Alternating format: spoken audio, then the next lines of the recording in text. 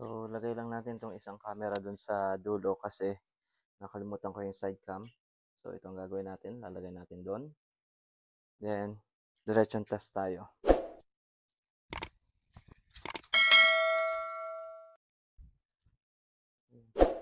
So, ito yung magiging problem natin sa mga susunod na panahon.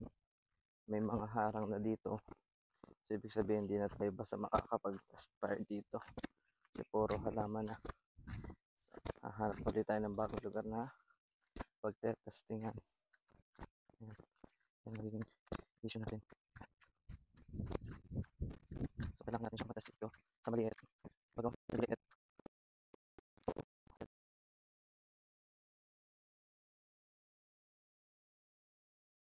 lang sa taas. Then, itong nasa ibaba, kailangan natin matatamaan. Medyo takot-takot baka tamaan yung camera. Ano kung kailangan.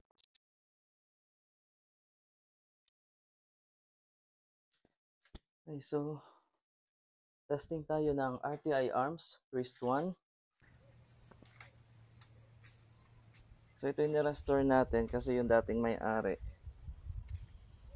pagkabili niya, nagamit naman niya. Ang problema ay hindi niya naingatan, tapos nag-leak.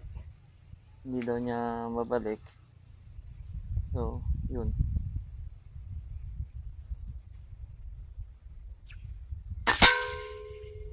Tumama.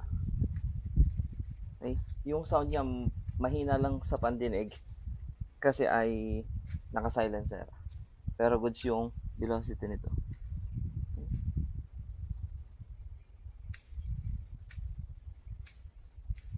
Parang ang aking scope ano na, bigay na.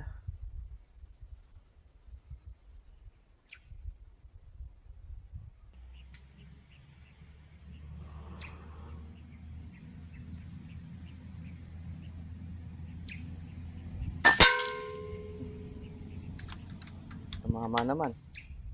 Ganda naman ang tama sa sentro. Testing. Backless.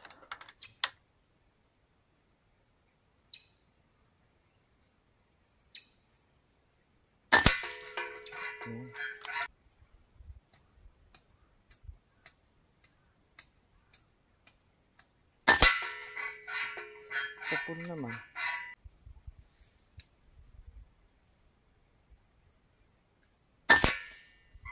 Paliwa ng kaunti.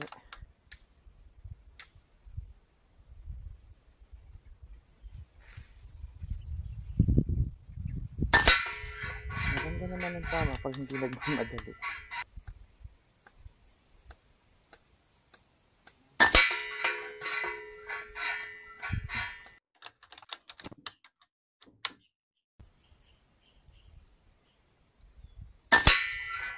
Four.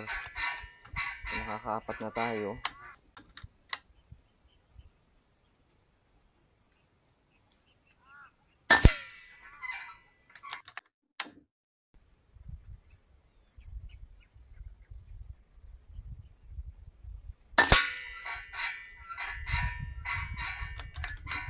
Five.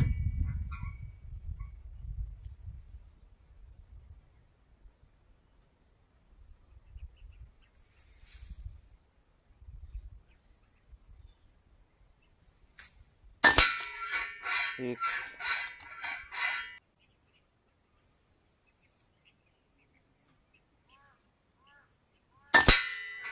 Seven. Parang aking scope ay may problema. So yan sir, meron akong sample na 7 shots. Tapos meron pa ako doon ng group shot sa taas.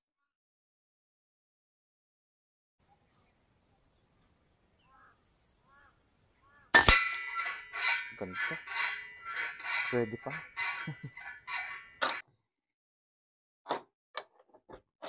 So, puntahan ko lang po yung tinamaan natin doon. No. Ito ko lang sa inyo yung venue.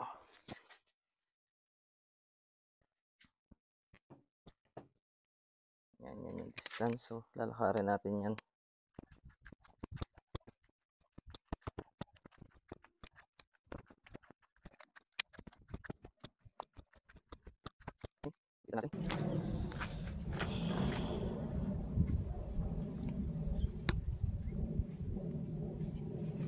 Okay, so ito yung ating group shot.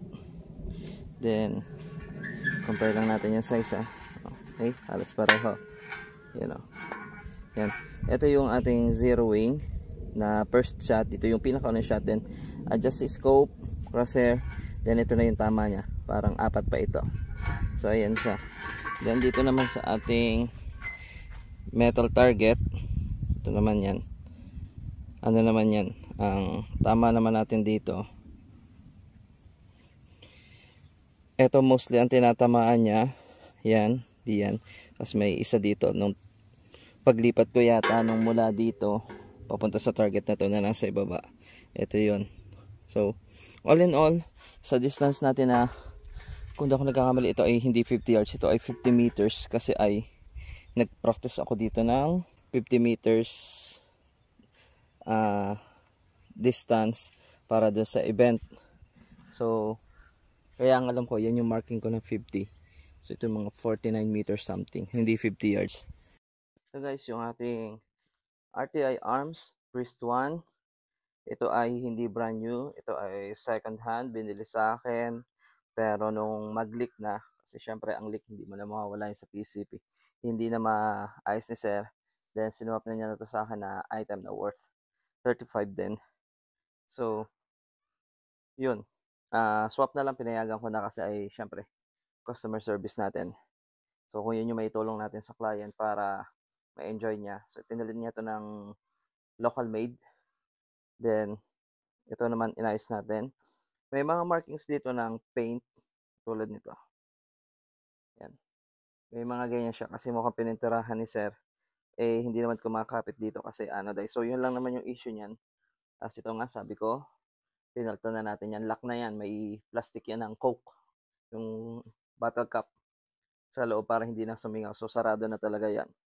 Then sa price niya na 35, hindi kasama itong scope. Kasi yung scope pa lamang natin ay nasa 16K na. Tapos ito silencer natin, 2.5 yung paggawa niyan. So sa 35 kasama na yung silencer.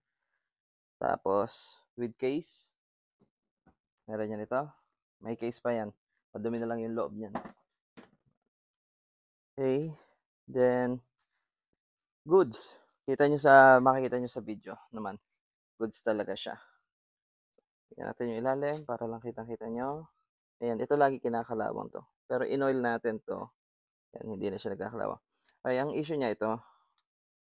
Yan, hindi na siya may screw kasi hindi na tapat sa butas. Sa kabilang side yan din. So, hindi na siya tapat dun sa butas. So, bakit hindi na siya tapat sa butas? Kasi, nung i-disassemble natin to para ayusin, ito, itong habang to, siya yung nagdudugtong dito sa dalawang ito, sa dalawang part. So, pag pihit, dapat sakto lang yon para ito tumapat ulit sa butas. Kaso pag sinakto ko siya, magkakaroon siya ng gap, so magkakaroon ng leak. So inisang ikot ko pa siya para ipit yung o-ring. And then, yun. So pwede nyo gawin, talian nyo dito ng paikot ng camo tape. O kaya naman, butasan nyo na lang to ng panibago. O kaya naman, ikalas nyo uli ng isa, adjust uli, para bumalik sa dati. Nga lang, prone yun talaga na magkaroon ng leak. No? So ito, second hand, 35K with good silencer. Napakatahimik naman. Narinig nyo naman, napakatahimik niya. So goods na goods po talaga itong unit na to.